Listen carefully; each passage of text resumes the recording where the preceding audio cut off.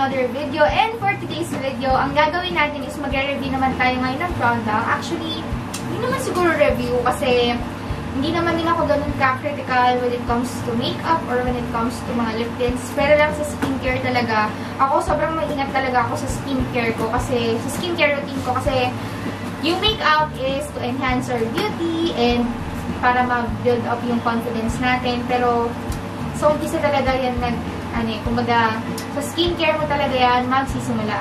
Kung maganda yung skincare mo, then maganda yung kalalabas na magiging makeup mo at mas magiging maganda yung skin condition mo. So, ngayon guys, ang i-review natin is from Glam Skin. Siguro naman, narinig nyo yung brand na Glam Skin Manila. So, they are very popular sa Instagram. So, meron silang Instagram shop and I think meron din siguro silang Facebook shop. And kung meron man, ilalagay ko pares yung link nila sa description box down below para you can check them, yung mga items nila and yung mga products nila. So, pinadalan ako ni Glam Skin na, actually, hindi ito yung box nila. Dito ko na siya nilagay kasi hindi ko mahawakan. Ayan, pinadala nila tayo ng sobrang daming product nila para may try natin. And ang pinaka-na-excite talaga ako is itong Glam Skin Manila na Tinted Sunscreen SPF 50++++. So, bongga yung plus na yun. And kuha lang ako ng mirror. Buti na lang naabot ko. So, ayan, kuha lang ako ng mirror para makita ko yung coverage nito. So, ngayon kasi, halos wala naman akong makeup sa mukha. At kung napapansin nyo, nagbabalat yung skin ko, nagpipil. So, every year talaga, once a year, talagang hinahayaan ko mag-peel yung skin ko. Gumagamit ako ng pampapil ng skin. And ayan, so wala akong masyadong makeup, kundi moisturizer and Phytoniacin lang na effect. So, para medyo mag-glow lang yung skin. So, pwede ko siyang itry sa face ko. So, ayan guys, pero ayan, at yung i-review ko talaga dito kung mag-focus ng husto. So, later na yan. And meron din nga palang body wash si Glam Skin. Ayan, kita nyo ba? Meron silang body wash. Hindi ko alam kung nagpo-focus kayo, guys. Ayan, focus naman. So, merong body wash si Glam Skin. Meron din siyang cucumber facial mist. So, ito, para sa akin, nagpipilang mukha. Sobrang essential ng facial mist. And ako talaga, everyday talaga, nag-facial mist ako in the middle of the day, sa hapon, ganyan. Kasi nakaka-refresh siya. And the moisture, nadagdagan ng moisture yung face natin. So, ayan. And maganda to kasi cucumber. And alam ko si Glam Skin, ang ingredients niya is halos all naturals. Tsaka, tingnan ko nga kung may alcohol to. Okay. Parang wala naman siyang alcohol. So, okay to sa akin. Meron din tayong aloe vera hydrating soothing gel. Ayan. Sobrang favorite kong aloe vera. Meron tayong aloe vera toner. And then, dito talaga ako natutuwa eh. Toilet spray. So, di ba, halimbawa nasa public toilet tayo, nasa mall, ganyan, inabutan tayo ng sakit ng tiyan. And kailangan talaga natin ilabas ang dapat ilabas. So, sobrang okay nito, di ba? Tingnan na natin anong amoy. Talaga mag-spray ako dito sa kwarto, di ba? Siguro sa kamay ko na lang. Ang bango niya, para lang siyang amoy. Parang amoy sabon na kinanaw, ganun. Hindi eh. Basta mabango siya. So, pag in-spray mo to talagang mawawala yung amoy sa CR. And then, meron ding Aqua Beauty. Uy, may micellar water sila. Excited akong itry ito. Ayan, may micellar water sila. Tapos, binigyan din nila ako ng Autumn Girl Cream Blusher. Ayan. Ito yung ba, guys? Ayan. And then, binigyan din nila ako ng dalawang eyebrow pomade. Ayan. Isang brown, tapos isang dark brown. So, siguro bibigay ko sa mother ko isa. And yung isa sa friend ko kasi black yung kilay ko. So, ginagamit ko sa kilay ko gray na shade or gray-brown, gano'n. So, meron din tayo ditong sobrang daming lip tint. Dahil lip tint is life. At siguro alam ng mga brands talaga na sobrang hindi ko sa lip tint. Katagtad ng lip tint parati sa akin. Ayan. Meron akong 2, 4, 6, 8, 10. So, 10 yung lip tint na meron tayo dito. Simulan ko muna i-try yung kanilang, hindi ko na siguro i-try yung mga yung body wash, yung mga toner. So, gusto kong amuyin yung... So, ihuli natin to. Ilas natin to. So, guys, yung mga lip tint, dito ko na lang siguro isa-swatch sa kamay ko kasi nakalip tint ako ngayon, no? So, baka mamaya magalit na naman kayo na may lip tint ako sa lips ko. So, ang first kong itatry is yung Flirty. Ito yung color niya. So, si Flirty, may pagka-reddish yung color niya. And, parang nagbago ng formulation si Glam Skin. Oo nga. Kasi, yung dating lip tint nila, napadala na nila ako dati ng lip tint, pero hindi ko na-review. Yung formulation dati, parang medyo liquid. So, ito parang naging medyo semi-gel na yung lip tint nila. So, saan ko ba itatry? Dito? Dito sa kabila? Dito na lang sa kabila. So, ayan, si Flirty. So, lalapit ako, guys, para mas makita nyo na mahusay, diba? Yan, si Flirty. Next is Fabulous.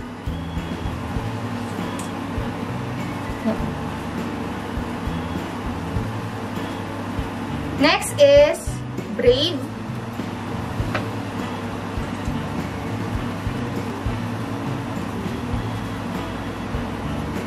So charming.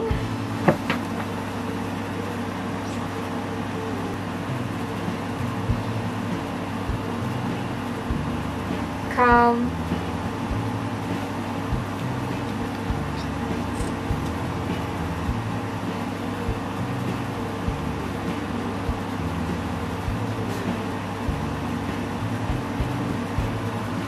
Sassy.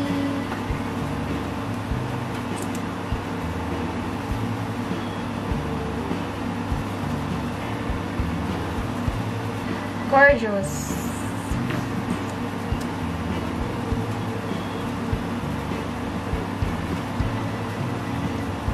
Seductive.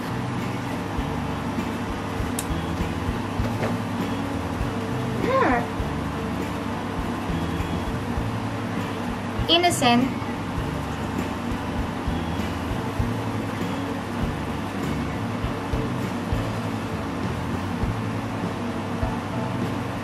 Radiant.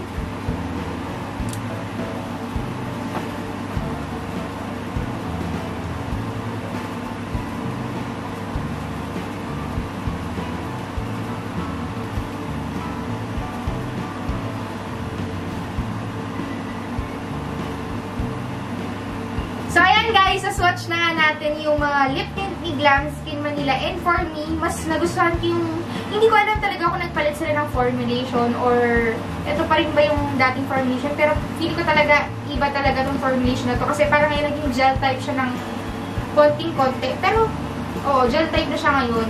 And para sa akin, mas okay itong formulation na ganito. Kasi mas moisturizing siya sa lips. And mas pigmented siya ngayon, feeling ko. So, patong ako. Dahil pink naman yung nasa lips ko, magkapatong ako ng pink. Siguro yung Radiant, yung pinakahuli kong nilagay. Tapos parang type ko yung pagka-pink niya.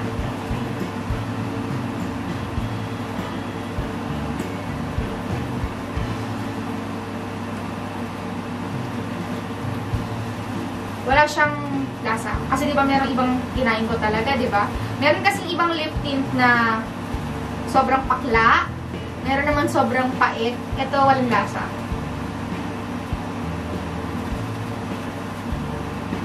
And maganda yung felt tip applicator niya kasi malambot naman siya. Hindi rin siya ganun ka... Malambot siya pero hindi siya sobrang lambot na mahirap gamitin. Dahil nabibend. Ito hindi naman siya nabibend. Ang ganda! Maganda yung formulation ni Glam Skin. And moisturizing talaga siya sa lips kasi nga gel type na siya. Ayan. Ayan yung Radiant sa lips ko. So, Radiant yung nasa lips ko. And ngayon, proceed naman tayo dito sa talagang na-excite ako nung nakita ko itong kanilang tinted sunscreen na merong SPF 50+++. So, pag nasa beach ka, gusto mo pa rin na kahit pa paano nag-glow yung skin mo without using any foundation kasi hukulas lang din naman siya sa beach or sa swimming pool. At bibilad ka sa araw, mag-melt lang yung makeup mo. So, sobrang okay yung mga tinted sunscreen talaga. Kasi, para ka naka-makeup, pero at the same time, pinoprotect mo yung skin mo. So, ito, try natin yung, kasi diba, parang merong brand na sikat for their tinted sunscreen. Tingnan natin yun. Magpapump lang ako na konti dito sa aking kamay. So, sana nakita nyo. So, marami pala akong makeup. And, pahid tayo dito sa kabilang side. And, kita nyo ba? Wow. For the smell, mabango siya. Pero para dun sa mga taong hindi masyadong gusto yung matapang ang amoy. So, siguro this one will not work for you kasi medyo matapang yung amoy niya. Pero tolerable yung amoy niya. Mabango naman siya. Hoy, in fairness, may coverage talaga siya. Bongga, ha? Tingnan natin kung mamumuo. Tingnan ko kasi siya nang biniblend kung mamumuo siya. Hoy, in fairness. Okay siya. Mabango. And ngayon, ang gagawin ko is, itatry ko muna siya sa kabila lang ng face ko. So, lagay lang tayo ng konti. Tingnan natin kung meron talaga siyang coverage. So, sa half lang muna. Maganda yung sunscreen na to kasi moisturizing din siya.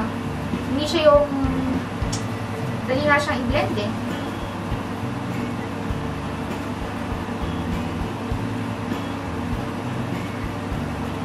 Kung sensitive ka sa amoy, siguro kaya mo naman to kasi hindi naman ganun katapang yung amoy niya. Hindi yung bonggang masyok ka talaga sa smell niya. So, hindi ko alam kung makikita nyo, pero meron naman siyang konting coverage. Siguro sa akin, kaya hindi ko masyadong makita yung coverage. Knowing me talaga, kung matagal ko na kayong viewers, alam nyo, sobrang dami ugat sa mukha ko. And kahit BB cream and foundation, walang nag-work sa akin. Dahil grabe talaga ang ugat sa mukha ko, guys. Lalo na pag nakita nito ng personal. So, pero ako nakikita ko, na-appreciate ko na meron talaga siyang coverage. Talagang totoong tinted sunscreen siya. Meron siyang coverage. Nabigyan niya ng glow yung skin ko. And moisturizing siya. And in fairness talaga, sobrang dali niyang i-blend. And nakikita ko ngayon, alam niyo na biniblend mo siya. Kasi meron kasi mga sunscreen or tinted sunscreen na masyadong thick yung consistency. Na pag biniblend mo, para siyang namumuo. Tapos pag ginaganon mo siya lalo, pag nirarab mo siya lalo, parang alam niyo nagkakaroon ng powdery effect na natatanggal. Parang nagbabalan, nag-peel off yung mismong sunscreen na nilalagay mo. Pero siya hindi. Para siyang ina-absorb ng skin mo. Yun yung maganda sa kanya. So, para sa akin, kasi ako hindi ako sanay sa mga masyadong mababangong product. Pero kung ganito naman yung quality, sobrang okay sa akin ito. And, ang taas din ang SPF niya. SPF 50+++. So, it's a yes, yes, yes. Ayan. So, pag mag-beach ka, mag-swimming ka, so, pwede na to. And, sabi ko nga sa inyo, hindi siya namumuo. So, kahit siguro lumusong ka, hindi siya ganun mag-melt kasi nga para siyang ina-absorb ng skin mo. So, ayun. Kalahati lang ng face cream nilagyan ko and ubusin ko na sa kabilang face ko itong nasa kamay ko kasi sayang. And ayun pa pala guys, sobrang konti lang. Okay na siya. Kasya na sa buong mukha. And in fairness hindi niya masyado, di ba dapat pag nagpipil yung skin mo, masyadong makikita yung dryness kasi naglalagay ka ng anything na may tint. Mapupunta siya dun sa mga gilid-gilid ng balat. Ito, hindi masyado. So, ganun ka, kumaga malabnaw or hindi masyadong thick yung consistency at ina-absorb na siya talaga siya ng balat. Bilis ko na naman magsalita. So, ayan. Ito kasi sobrang dry ng face ko dito compared din sa kabilang side. And ngayon, itry lang natin yung kanilang Kashay Mist. Cucumber Mist. Sana may cooling effect. Diba? And sana, ang problema ko yung spray. Kasi, maganda kasi sa mist yung sobrang fine yung spray. Uy! In fairness, fine yung spray niya Hindi siya yung ganong kabuo-buo. Siguro nga na dapat mas malayo pa para hindi yung